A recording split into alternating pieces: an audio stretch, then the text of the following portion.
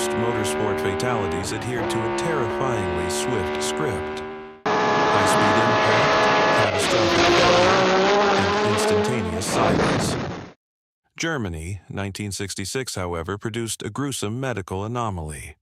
When the rescue crew dragged the driver from the flaming wreckage, he was not only fully conscious, but actively conversing, convinced he had cheated the Reaper. The horrifying reality, hidden beneath his charred layers, was that the inferno had already cooked 50% of his body. His arrival at the hospital was not a salvation. It was merely day one of a grueling, inescapable biological disintegration that would last precisely 32 agonizing days. The Nürburgring, Nordschleife, in August of 1966. 14 miles of brutal German engineering carved directly into the dense forests of the Eifel Mountains. On this specific race day, the environment is actively and aggressively hostile. A torrential downpour saturates the circuit. The asphalt is cold. The rainwater does not drain properly. It pools deeply across the primary racing line. Formula One tires of this era are wide, rigid, and possess minimal tread patterns. When they hit the standing water at high speeds, they immediately lose their mechanical grip. The track becomes a frictionless surface. Every single steering input is a massive gamble against the basic laws of physics. It is the opening lap of the German Grand Prix. The pack of cars is bunched tightly together. Visibility is reduced to absolute zero. The air is choked with water spray kicked up by the tires and the thick, unburned exhaust fumes of the high-performance engines. Buried deep within this blinding, chaotic mist is a Brabham BT11. To understand the peril, you must dissect the anatomy of the machine. The Brabham is a lightweight Formula One chassis. It is essentially a thin, fragile, tubular steel space frame enclosing a heavy engine and volatile fluids. There is no carbon fiber monocoque. There are no crash structures designed to absorb kinetic energy. The man sitting inside is operating on raw reflexes, surrounded by thin aluminum panels that offer zero structural protection. Suddenly, a fatal disruption in momentum occurs. Blinded by the gray spray, the Brabham strikes another vehicle on the circuit. The physical forces involved in an open-wheel collision are terrifyingly chaotic. The exposed, spinning rubber tires of the two machines make direct contact. The rotational energy of the tires instantly acts as a mechanical catapult. The Brabham BT11 is ripped from the asphalt. It is launched airborne. The aerodynamic profile is rendered useless. The driver is no longer steering a car. He is trapped inside an unguided metal projectile, flying blindly through the cold German rain. The trajectory takes the machine sharply off the track limits. It flies off the designated racing line and hurtles directly toward the heavy timber bordering the Nordschleife. The airborne flight lasts only a fraction of a second. Gravity reasserts control. The front end of the Brabham slams brutally into a solid tree trunk. Analyze the exact kinetic energy transfer of this moment. The tree does not move. The thin aluminum nose of the car absorbs the immediate deceleration. The tubular steel frame buckles and folds inward. But the most critical, fatal failure is hidden deep within the mechanical layout of the crushed chassis. Positioned exposed in the front section of the vehicle, directly in the crumple zone, is the high-pressure fuel pump. It is the beating heart of the engine's fuel delivery system. Its sole purpose is to push raw, high-octane racing gasoline at intense pressure through the lines to feed the engine. The blunt force trauma of the tree impact crushes this vital, delicate component. The metal casing of the pump shatters into jagged pieces. The pressurized lines are instantly severed. The closed system fails. Raw, combustible racing fuel erupts from the broken plumbing. It does not slowly drip. It sprays in a thick, pressurized torrent directly backward into the open cockpit. The toxic liquid coats the steering column. It pools around the driver's racing boots. It soaks deeply into the fabric of his protective suit. The car is heavily damaged, the front end destroyed, but the forward momentum is not spent. The wrecked Brabham bounces off the tree and slides across the wet grass and mud, tearing up the earth. Inside the flooded cockpit, the driver makes a split-second desperate calculation. He smells the sharp, overwhelming fumes of the raw fuel. He knows the extreme, imminent danger of a ruptured high-pressure pump. He acts purely on survival instinct. He unbuckles his safety harness. He pushes himself up and physically stands upright inside the moving, wrecked machine. Picture the exact biomechanics of this horrifying 3-second window. The chassis is still sliding across the rough earth, decelerating but still carrying lethal momentum. The driver is standing upright, his torso and legs exposed above the crushed aluminum bodywork. He grips the edge of the shattered windshield. He is waiting. He needs the sliding mass of metal to bleed off just a few more miles per hour before he can safely throw his body over the side and onto the wet ground. He is a man calculating his jump from a moving train. 1 second passes. The broken pump continues to spray, saturating his suit with volatile gasoline. 2 seconds pass. The mangled metal chassis scrapes across the rough, rocky German soil. 3 seconds pass. The grinding friction of the crushed steel frame sliding against the abrasive ground generates a sudden, intense burst of thermal energy. A single spark jumps from the grinding metal. It finds the invisible vapor of the spilled fuel filling the cockpit. The chemical reaction is instantaneous and absolute. There is a sharp, deafening mechanical crack. The sliding wreckage of the Brabham BT-11 detonates. A towering sphere of pure orange flame instantly materializes in the gray, freezing rain. The fire does not just consume the rear engine block. It envelops the open cockpit. It swallows the man standing upright inside it. The fire caught his racing suit.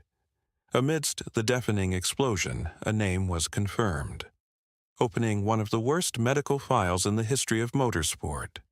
The starting grid of the 1966 German Grand Prix at the Nürburgring is not merely a lineup of high-performance racing machines.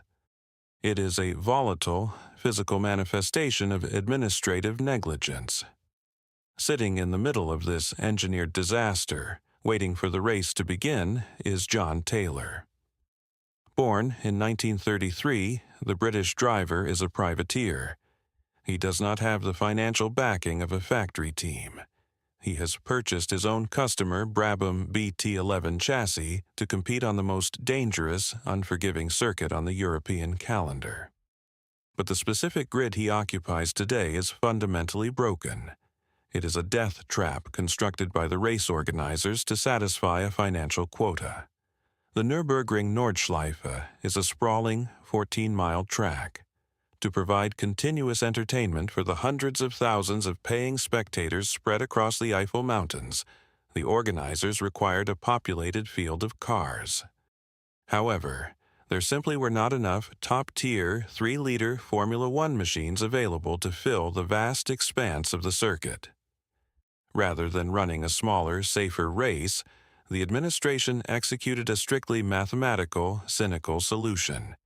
They artificially inflated the entry list by forcefully merging 2 different racing categories. They ordered the heavy, immensely powerful Formula One cars to share the exact same narrow strip of asphalt with the lightweight 1-liter Formula 2 machines. To understand the peril of this decision, one must analyze the severe mechanical disparity between these 2 classes. A Formula One car like Taylor's Brabham is a heavy, brute force instrument. It carries a massive fuel load designed to feed a thirsty, large displacement engine. It relies on raw, violent horsepower to accelerate out of corners. Its wide tires are prone to severe hydroplaning. In stark contrast, the Formula 2 machines are light and agile. One of these lightweight F2 machines on the grid is a Matra, piloted by a young Belgian driver named Jackie Stewart. Placing powerful missiles on the same track as nimble, slower targets creates a dangerous speed differential. Under the specific weather conditions at the Nürburgring that afternoon, this mixture mutates from dangerous to lethal. A torrential freezing downpour is saturating the asphalt. A dense, opaque gray fog has dropped directly over the pine trees, reducing forward visibility to practically zero. When the starting flag drops, 30 fueled machines launch simultaneously into this gray void. The aerodynamic wakes of the spinning tires instantly churn the standing rainwater into a thick, blinding spray. The drivers are robbed of their primary sensory input. They cannot see the painted braking markers. They cannot see the extreme edges of the track. Crucially, they cannot clearly determine the speed, the class, or the trajectory of the vehicles immediately in front of them. The Formula 1 cars struggle desperately for traction, while the lighter Formula 2 cars brake significantly later and carry much more cornering speed through the flooded apexes. The grid becomes an unpredictable, blind swarm of conflicting physics. Somewhere in that swirling, chaotic gray mass during the very first lap, the inevitable mechanical intersection occurs. The Formula 1 Brabham of John Taylor and the Formula 2 Matra of Jackie Stewart collide. The impact sends Taylor's car off the track and into the trees, initiating the catastrophic fire. In the immediate aftermath of the crash, the official motorsport governing body seeks a simple, logical explanation for the extreme violence. The initial forensic picture is painted by the survivor on the scene. Jackie Stewart emerges from his wrecked Matra and provides the race stewards with his official detailed account of the accident's mechanics. Stewart states that as he navigated his lightweight Formula 2 machine through the treacherous, flooded sequence of corners, his front tires hit a deep, hidden pocket of standing water. The Matra snapped loose from his control. Stewart reports that his car spun out of control, completing 2 full, high-speed rotations on the slick asphalt before he finally managed to catch the slide. He regained directional control, but his forward momentum was killed. He was crawling forward in first gear, desperately trying to build his speed back up while enveloped in the blinding spray. According to Stewart, it was at this exact vulnerable moment that John Taylor's Brabham suddenly materialized out of the fog, traveling at a vastly superior velocity. Unable to stop or swerve his machine in time on the flooded surface, Taylor slammed brutally into the rear gearbox of the slow-moving Matra. It is a clean, plausible mechanical explanation. A classic, unavoidable rear-end collision caused by a spinning car and absolute zero visibility. For weeks, this is the accepted anatomical breakdown of the crash in the press. It places the ultimate responsibility on Taylor's inability to stop his vehicle. But this established narrative is fractured by a contradictory testimony. This second account does not come from a steward, a mechanic, or a trackside observer. It comes directly from the primary victim. Lying immobile in a sterile, white hospital bed, his body wrapped in layers of sterile gauze, enduring unimaginable physical agony, John Taylor gives his dying declaration regarding the final seconds of his race. A man confronting his own imminent mortality possesses no incentive to lie or protect his racing reputation. His testimony definitively absolves Jackie Stewart of any mechanical or situational fault. Taylor states clearly that driving into the back of the Matra was not the primary incident. It was merely the violent secondary reaction to a darker, unseen aggression. Taylor claims that as he plunged his Brabham into the thick fog, another competitor, a third unidentified racing car, made a sudden, aggressive, and reckless defensive maneuver. This phantom driver chopped across the racing line, physically squeezing Taylor's car toward the extreme, flooded outside edge of the tarmac. Forced off the relatively dry racing line to avoid a high-speed side-by-side collision with the aggressor, Taylor's wide tires were forced into the deepest section of standing water. The Brabham immediately lost all mechanical adhesion. It was ripped from Taylor's control. The machine was instantly transformed into an unguided, hydroplaning mass of steel. According to the man slowly dying in the hospital ward, he did not simply make a driving error and ram a slow-moving car. He was forced off the track by a ruthless block, lost control of his machine, and skidded across the asphalt, ultimately striking the innocent Jackie Stewart as a helpless passenger in his own vehicle. We are left with two men, involved in the exact same mechanical event, producing two different forensic realities. Was it a simple, tragic misjudgment in the fog by a driver blinded by the spray of a mixed-class grid? Or was it a ruthless, aggressive block by a third driver who silently vanished into the gray mist, leaving a man to burn in his wake? The dense, suffocating fog of the Nürburgring successfully swallowed the identity of the third car, if it ever truly existed at all. The truth about who was at fault was buried under the fog. But there was a blatant physical truth happening right at that moment. Taylor's protective clothing was melting. The explosion of the Brabham instantly fractures the cold, gray reality of the Nürburgring. A towering, violent sphere of bright orange chemical fire dominates the flooded German landscape, radiating a blistering thermal shockwave that vaporizes the freezing rain before it can even touch the asphalt.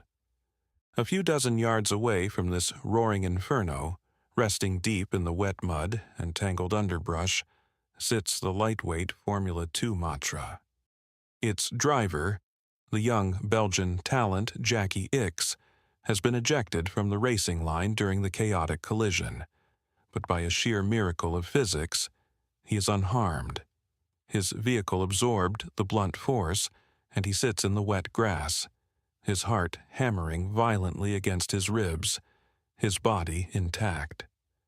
The fundamental, hardwired biological imperative of any living creature witnessing a towering, high-octane gasoline fire is to retreat.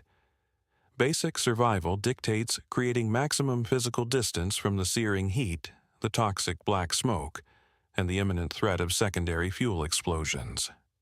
Jackie Stewart does not retreat. He looks through his rain-streaked visor at the blazing wreckage. Deep within the core of the flames, he can see the dark, shifting silhouette of a man trapped inside the crushed aluminum cockpit. In an act of profound human bravery, the young driver overrides his own central nervous system. He scrambles out of his wrecked machine, finds his footing on the slippery, mud-soaked ground, and begins to sprint directly toward the center of the thermal blast. Approaching a highly oxygenated racing fuel fire is a severe, suffocating physical assault. The thermal radiation does not just warm the air, it pushes outward like a solid wall of kinetic energy. The noise is deafening, an aggressive, hungry roar of oxygen being rapidly consumed by the burning chemicals, drowning out the high-pitched whine of the other racing engines still circulating blindly around the 14-mile track. Stewart forces his way through the thick, acrid curtain of black smoke. His eyes sting violently, his lungs burning as he inhales the toxic, superheated fumes of melting rubber, vaporized oil, and raw gasoline. To fully comprehend the sheer horror waiting for Stewart at the epicenter of the flames, one must severely indict the appalling, primitive safety standards of 1960s motorsport. In the modern era, a professional driver is essentially encased in a wearable fortress. They are protected by multiple, thick layers of specialized fire-retardant Nomex underwear, covered by heavy outer suits designed to repel direct flame for precious dozens of seconds. Their airways are shielded by heavy balaclavas and filtered helmets. In 1966, These vital, life-saving protective measures did not exist. The standard uniform for a man strapping himself into a rolling bomb was terrifyingly casual. John Taylor, exactly like every other peer on the starting grid, was dressed in a simple, lightweight cotton overall. Some drivers occasionally attempted to dip these thin cotton suits in a mild, chemical fire retardant solution, but the effectiveness of this practice was practically zero. The chemicals frequently washed out in the laundry or simply dissolved under the heavy soaking German rain. Underneath the thin cotton layer, Taylor was likely wearing standard, everyday civilian undergarments. When the high-pressure pump shattered during the impact and sprayed raw fuel directly into the cockpit, the cotton suit did not repel the volatile liquid. It acted exactly like the woven wick of an oil lamp. It actively absorbed the gasoline, holding the combustible fluid directly against the surface of his skin. When the stray spark ignited the fumes, the fire did not just burn around the periphery of John Taylor, it burned directly on him. The thin, soaked fabric offered zero thermal resistance. It instantly transformed into the primary fuel source for the blaze. Hicks reaches the side of the blazing Brabham. He has no fire extinguisher. He is wearing nothing but a pair of simple, thin leather driving gloves. Ignoring the blistering heat searing his own exposed face and neck, he plunges his hands directly into the roaring flames. He blindly grabs hold of the burning fabric of Taylor's suit, wrapping his arms around the incapacitated British driver, and begins to pull. The physical exertion required to drag a dead-weight human being up and out of a crushed, restrictive Formula One cockpit is immense. Executing this extraction while the surrounding metal is hot enough to blister skin, and while the victim is actively on fire, requires a surge of adrenaline-fueled strength that borders on the superhuman. Hicks hauls Taylor over the crushed, jagged edge of the aluminum bodywork, desperately pulling him free from the epicenter of the chemical fire. The two men collapse backward, tumbling away from the wrecked chassis and landing hard onto the cold, wet German grass. But extracting the man from the metal tub does not end the nightmare. The fire has firmly attached itself to Taylor. He is still burning violently as he lies on the wet earth. The fuel-soaked cotton overalls are engulfed in relentless orange flames. Hicks, operating on pure survival instinct, throws himself directly over the burning driver. Lacking any pressurized water, chemical foam, or heavy blankets, he uses the only tools available to him: his own bare hands and the wet, muddy earth. He begins frantically beating the flames. He repeatedly slaps the burning fabric, aggressively patting down Taylor's body, desperately trying to smother the fire by cutting off its oxygen supply. He scoops up thick handfuls of wet mud and freezing rainwater, throwing it onto the burning cotton. The sensory reality of this specific moment is gruesome and deeply traumatizing. The cold mountain air is choked with the sharp, sickening stench of burning fabric, scorched leather, and the distinct, unforgettable odor of roasting human flesh. Finally, after what feels like an eternity of frantic slapping, the last stubborn flames on Taylor's body are smothered out into thick, white steam. The fire on the Brabham chassis continues to rage loudly in the background, but the man lying in the mud has been extinguished. As the smoke slowly clears from Taylor's form, the devastating extent of the thermal damage is laid bare under the weeping gray sky. The lightweight cotton racing suit has not simply burned away to reveal the skin underneath. The concentrated heat of the gasoline fire has caused the synthetic blends, the sponsor patches, and the charred cotton fibers to violently melt and fuse directly into the driver's epidermis. There is no longer a clear, distinct biological separation between the man's clothing and his own anatomy. The blackened fabric is tightly and permanently baked into his tissue. Large sections of his skin are charred and blackened, devoid of blood flow. In other areas, the process of dragging him from the car and beating out the flames has caused the skin to peel away in thick, raw sheets. This mechanical friction exposes the weeping, vulnerable layers of subcutaneous fat, raw nerve endings, and deep muscle tissue directly to the freezing rain and the muddy environment. The brutal, uncompromising medical reality is immediately apparent to the young Belgian driver kneeling over the wreckage of the man. The flames have consumed and cooked over 50% of John Taylor's total body surface area. A third-degree burn of this massive magnitude destroys the human body's primary defensive barrier. It instantly compromises the biological ability to regulate core temperature, retain vital internal fluids, and fight off microscopic environmental threats. The body is thrown into a state of systemic physiological shock, desperately trying to comprehend an agonizing level of pain that the human nervous system was never designed to process. The trackside medical personnel finally arrive on the scene, their sirens cutting sharply through the heavy rain. They scramble down the muddy, slippery bank, carrying a rigid canvas stretcher. They carefully load the blackened, smoking, and traumatized form of John Taylor onto the framework. As they lift him from the wet grass to rush him toward the idling ambulance, a chilling, unsettling detail emerges from the horrific scene. His pulse was still beating. His eyes were still open. But the human body is not like a burnt engine that can swap out parts. When the skin is gone, the countdown truly begins.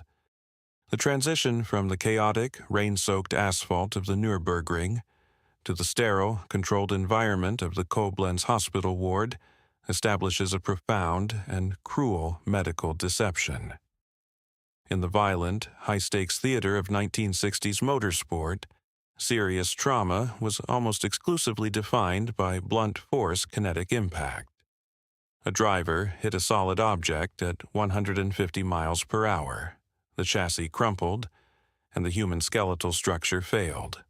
Those injuries, the shattered skulls, the snapped cervical spines, the massive internal hemorrhaging, offered a brutal but immediate biological verdict. The driver was either pronounced dead in the dirt beside the wreckage, or they were stabilized on the operating table within hours. The timeline of survival was short, definitive, and highly visible. Thermal trauma, however, operates on a completely different, infinitely more sadistic biological schedule. Severe burns do not provide the immediate mercy of a sudden blackout or a rapid, painless systemic shutdown. They initiate a slow, methodical process of bodily deterioration. When John Taylor is wheeled into the quiet corridors of the Koblenz medical facility, his massive 95-kilogram frame is wrapped in thick layers of sterile white gauze. To the untrained eye of a terrified family member or an anxious team mechanic, a burn victim concealed beneath these pristine bandages looks remarkably like a standard patient on the mend. The bleeding has been stopped. The broken bones are set. The immediate chaotic crisis of the fiery crash appears to have passed. This visual illusion is reinforced by a terrifying physiological paradox inherent to third-degree burns. The extreme, concentrated thermal energy of the ignited high-pressure fuel had burned so deeply into Taylor's tissue that it incinerated the sensitive nerve endings located in his dermal layer. Because the biological pain receptors were literally destroyed by the fire, the patient often experiences a sudden, inexplicable, and false relief from the agonizing physical torture of the flames. Furthermore, the immediate administration of steady intravenous fluids in the emergency room successfully stabilized his blood pressure and heart rate. His vital signs on the bedside monitors registered as steady and strong. The most jarring and deceptive element of this false recovery was Taylor's absolute cognitive clarity.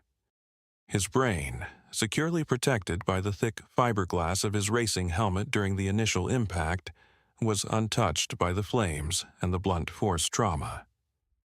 He was not comatose. He was not drifting in and out of a heavy, morphine-induced delirium. He was fully awake, his eyes open, tracking the movements of the nurses in the room. He was lucid and acutely aware of his surroundings. When David Bridges, the owner of Taylor's privateer racing team, slowly walks into the quiet hospital room, he is bracing himself to look upon a dying man. He expects silence, unconsciousness, or the incoherent mumbling of a driver heavily sedated against unimaginable pain. Instead, Bridges is greeted by a highly coherent, fully functioning professional racing driver. Taylor does not speak with the weak, raspy voice of a casualty. From beneath the thick white dressings, he speaks with the sharp, analytical focus of a man conducting a standard post-race technical debrief. Taylor looks directly at his team boss and methodically recounts the exact, chaotic physics of the crash in the German fog. He dictates the precise mechanics of his vehicle's behavior. He clearly articulates the presence of the phantom third car, the sudden, aggressive defensive block, and the exact angle at which he was forced off the racing line and into the deep standing water.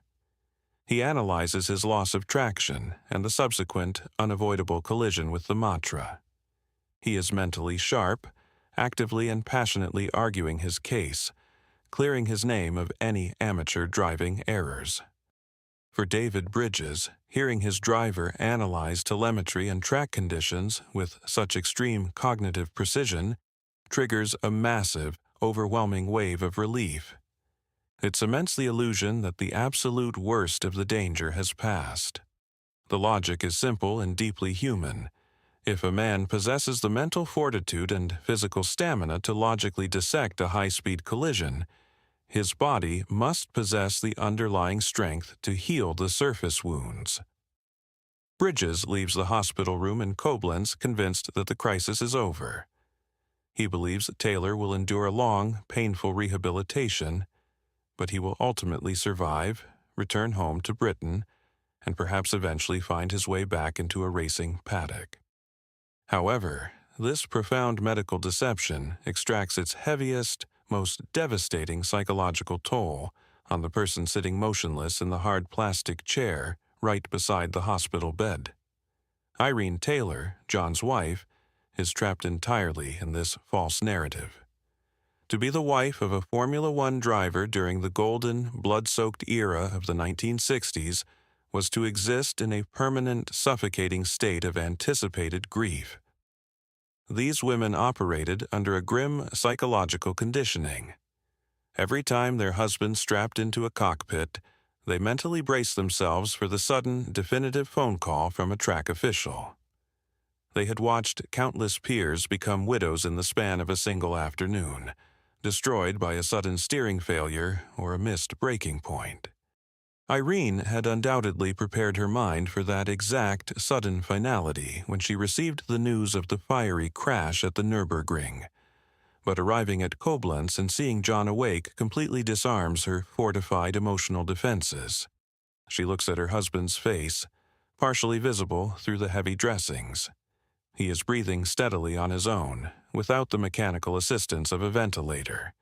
He is making direct eye contact with her. He is speaking to her in his normal, steady cadence. To Irene, the simple, undeniable physical fact that John is talking is absolute proof of biological victory. In her desperate mind, he has successfully navigated the most dangerous, lethal hurdles of the sport. He survived the violent kinetic impact against the tree. He survived the roaring chemical inferno of the fuel explosion. He survived the frantic, agonizing transport off the mountain. The suffocating, terrifying tension of the German racetrack is replaced by the quiet, methodical, and seemingly safe routine of a professional medical ward. The atmosphere in the small room begins to decompress. The shadow of death seems to recede into the sterile white walls. Irene allows herself to drop her guard. She begins to actively project her thoughts forward into the future. She sits beside him, carefully holding the unburned sections of his hand, and starts to mentally formulate the long, difficult, logistical timeline of physical therapy and skin grafts. She plans the journey back across the English Channel to the safety of their home. She believes they have successfully cheated the brutal, unforgiving mathematics of the Nordschleife. She buys into the illusion of his recovery, leaning into the false hope manufactured by his calm demeanor, his steady voice, and the clean, white hospital sheets. But deep beneath those sterile bandages, human optimism holds zero influence over cellular biology. The medical science of the 1960s possessed no magical, rapid solutions for the catastrophic absence of human skin.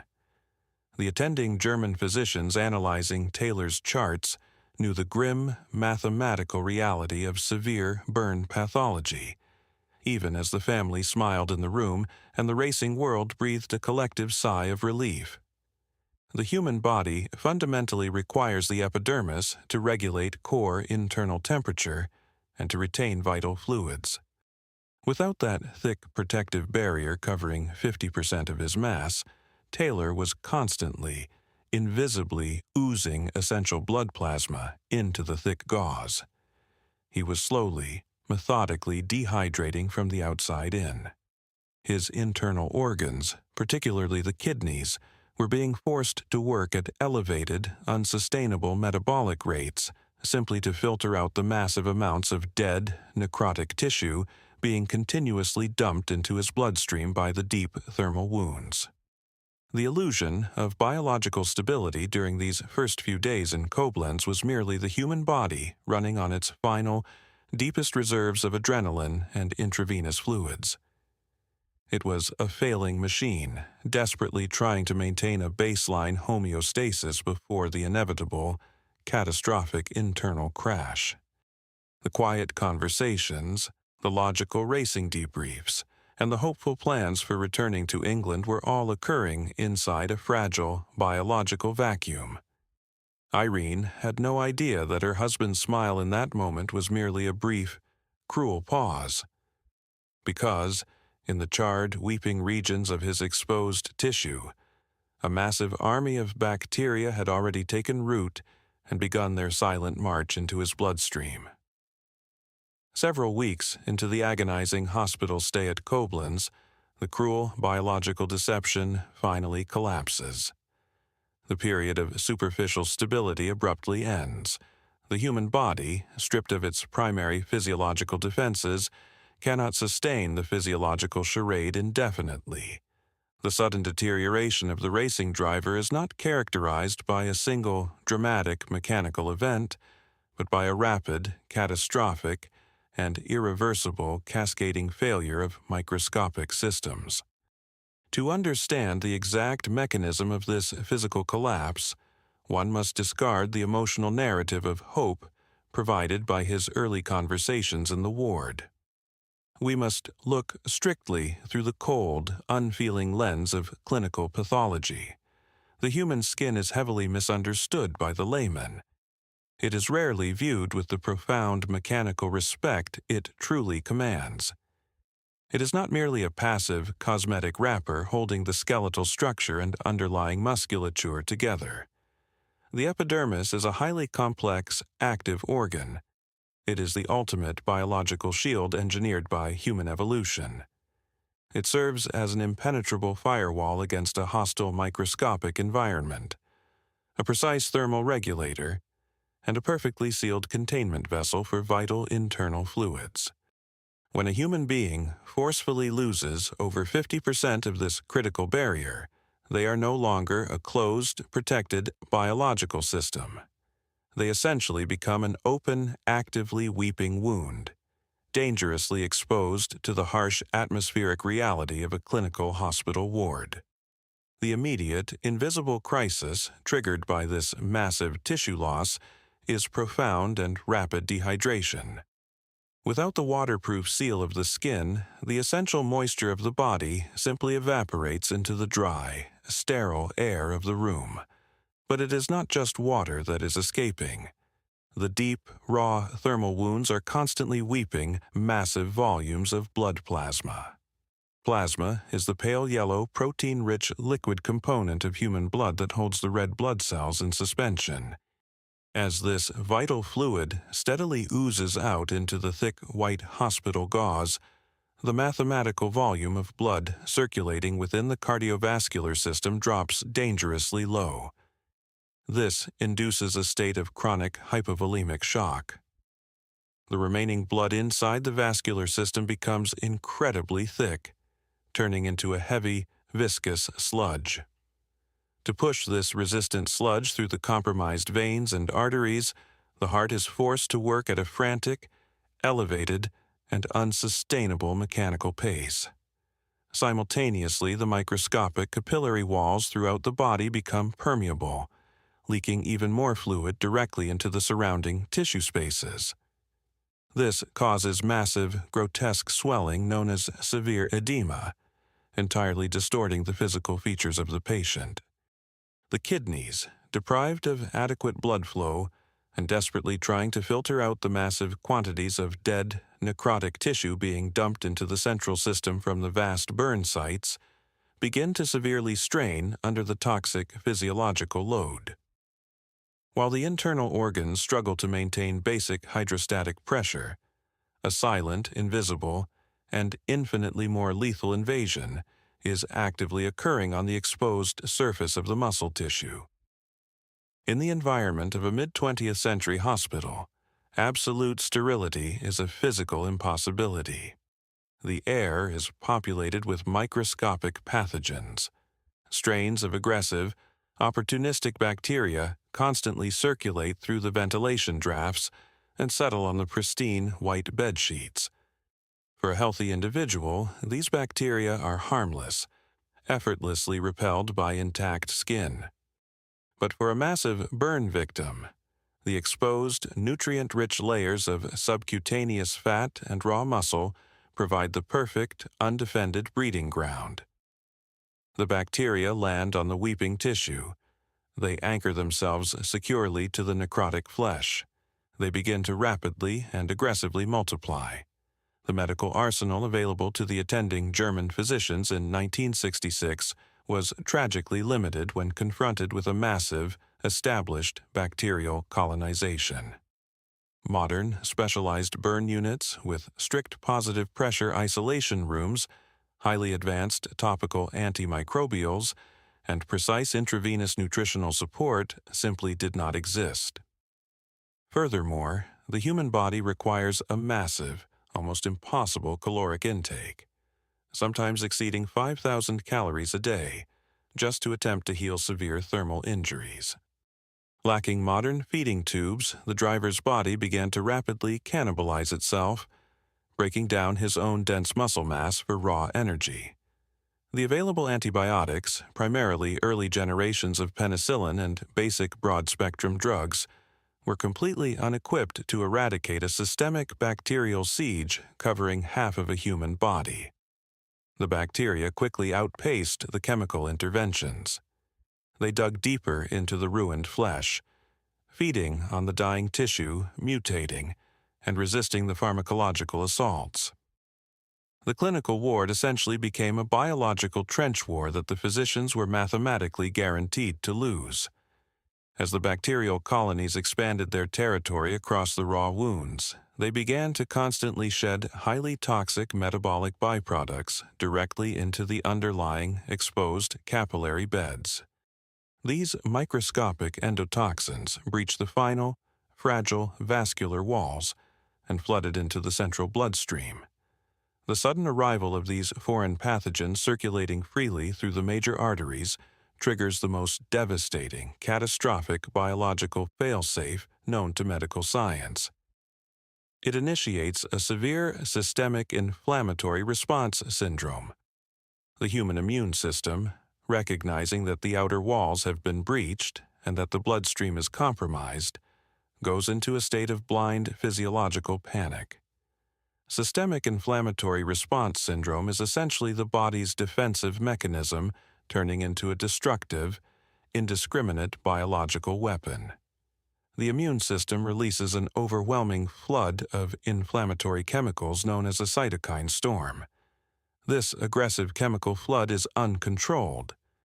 It attacks the invading bacteria, but it also attacks the host's own healthy, perfectly functioning internal organs. It is cellular-friendly fire on a massive scale. The delicate, highly permeable membranes of the lungs become severely inflamed by this immune response. They begin to rapidly fill with thick, protein-rich fluid, initiating a terrifying process of internal, dry drowning, severely restricting the transfer of oxygen to the starving brain. The liver, overwhelmed by the systemic bacterial toxicity and the failing pharmacological load of the antibiotics, ceases its vital detoxification functions. The kidneys, already heavily damaged by the initial hypovolemic shock, the thick blood sludge, and the cellular debris, finally surrender to the toxic environment and shut down completely. This is the grim, mechanical reality of multi-organ failure. It is a slow, methodical, and agonizing shutdown of the central biological processors. The profound cruelty of this specific medical trajectory is the agonizing duration of the collapse. A severe thermal injury does not offer the mercy of a swift conclusion.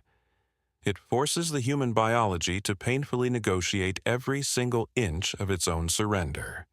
The days slowly drag into weeks.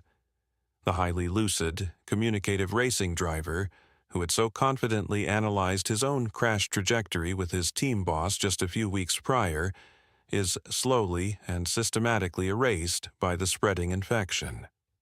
The periods of sharp, analytical clarity are replaced by long, sedated stretches of deep, feverish delirium. The central nervous system is constantly bombarded by overwhelming pain signals that easily penetrate even the heaviest 1960s narcotic blankets. The calendar relentlessly ticks forward, marking a full month of continuous, agonizing physical deterioration. The initial catastrophic collision occurred in the heavy rain of early August. By the beginning of September, the microscopic war inside the Koblenz hospital room has been lost. The final, fatal clinical stage is reached: septicemia. The bacteria are no longer confined to the surface of the burn wounds or the immediate surrounding tissue. They have achieved unchallenged dominance over the entire circulatory system. They are actively breeding within the bloodstream, pumping lethal levels of toxins directly into the brain, the lungs, and the rapidly weakening heart muscle. Blood pressure plummets as the vascular system loses all internal resistance. The cells of the body are starved of oxygen, suffocating from the inside out. On the 8th of September 1966, precisely 32 days after the explosive mechanical failure on the flooded asphalt of the Nürburgring, the grueling biological marathon finally concludes. The massive, systemic bacterial infection completely overwhelms the final, struggling cardiovascular defenses. The heart of the 33-year-old British driver, having beaten millions of times in a desperate, futile attempt to push toxic, thickening blood through failing, inflamed organs, simply lacks the cellular energy to contract one more time. The electrical impulses in the myocardium finally cease. The rhythmic mechanical breathing stops. The monitors in the quiet hospital ward fall completely silent. The 32-day execution by microscopic pathogens is complete. The ventilator was unplugged, but the remnants of that fire were not buried in Germany. They followed a sealed wooden box across the channel to return to England. The administrative logistics of repatriating a deceased British citizen from a West German medical facility in 1966 were entirely devoid of any sentimentality. It was a cold, heavily bureaucratic procedure, characterized by stamped customs documents and the quiet loading of a sealed wooden casket into the dark cargo hold of a commercial transport aircraft. When the remains of John Taylor finally crossed the English Channel and arrived in his hometown of Leicester, the reception was brutally stark. There were no massive, state-sponsored parades. There were no global television broadcasts mourning his passing, and there were no grand delegations of factory executives standing in solemn silence on the tarmac. The loud, glamorous, and highly lucrative traveling circus of the International Formula One World Championship had already packed up its tools, fueled its transport trucks, and moved on to the next high-speed venue. The sport fundamentally did not possess the institutional empathy to pause for its dead. When the final administrative paperwork was cleared, the personal effects of the 33-year-old racing driver were handed over to his grieving family.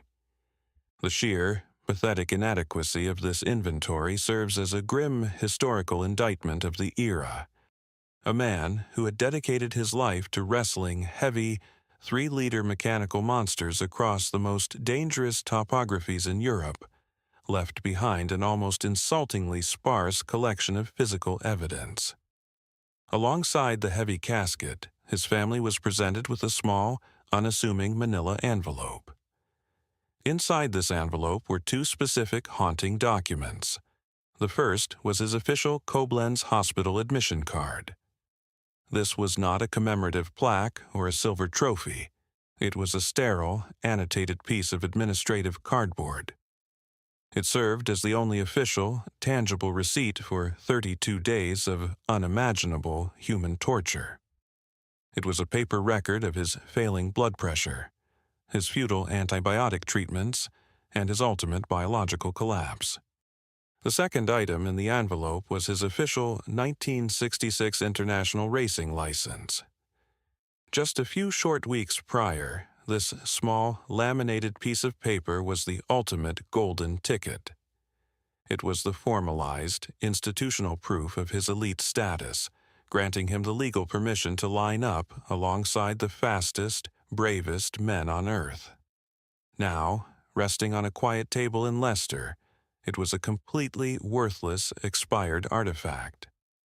It was a permit to participate in a system that demanded absolute physical risk, while offering zero physical protection in return. These meager documents were placed into the trembling hands of Irene Taylor.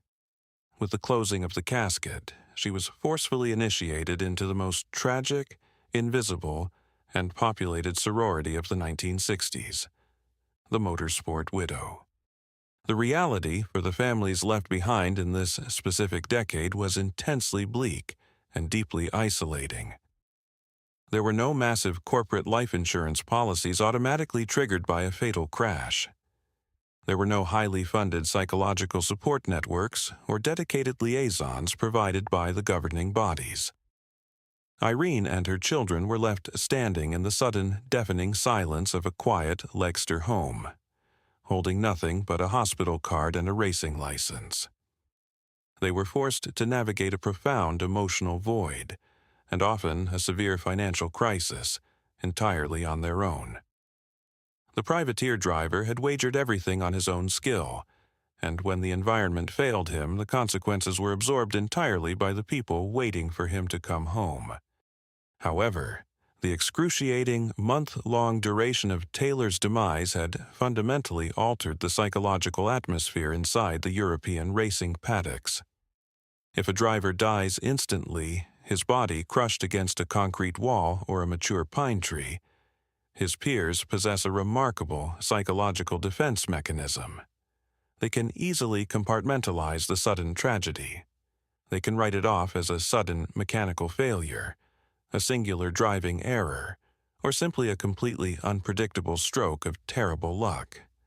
They can lower their visors, grip the steering wheel, and convince themselves that they are immune to such a rapid, instantaneous fate. But the other drivers simply could not ignore 32 days of slow, methodical deterioration.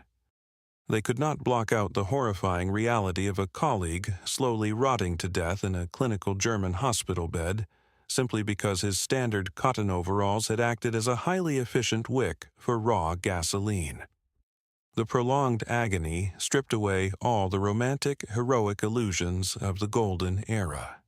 The agonizing timeline of John Taylor's death became the ultimate, undeniable catalyst for a massive, heavily resisted ideological rebellion within the sport. Leading this aggressive, highly unpopular rebellion was a brilliant and pragmatic Scottish driver named Jackie Stewart. Stewart possessed a profound clinical understanding of the sport's gross administrative negligence. Furthermore, Stewart's anger was deeply personal and motivated by his own recent trauma. In that very same year, 1966, Stewart had suffered a massive, high-speed crash in the torrential rain at the Spa-Francorchamps circuit in Belgium. He had been trapped upside down inside his own crushed, leaking machine, his driving suit soaked in high-octane fuel, waiting in sheer terror for a stray spark to ignite the wreckage. He had narrowly escaped Taylor's exact fiery fate only because other drivers had stopped their cars and manually extracted him from the twisted metal. Stewart looked at the death of John Taylor not as an unfortunate, unavoidable racing accident, but as a gross, systemic failure of institutional duty. He channeled the collective grief, the quiet horror, and the lingering trauma of the paddock into a furious, relentless political campaign against the wealthy track owners and the stubborn governing bodies. Stewart was not met with immediate support. He was openly despised by the traditionalists. The conservative European motorsport press frequently labeled him a coward, accusing him of trying to sanitize a noble blood sport, and complaining that his demands were ruining the pure, gladiatorial spectacle of motor racing. But Stewart flatly refused to back down. He pointed directly to the charred cotton fibers fused to Taylor's skin and the 32 days of agony as absolute, undeniable proof that the physical environment had to change immediately. He utilized his immense influence and his status as a world champion to organize boycotts and force the hands of the administrators.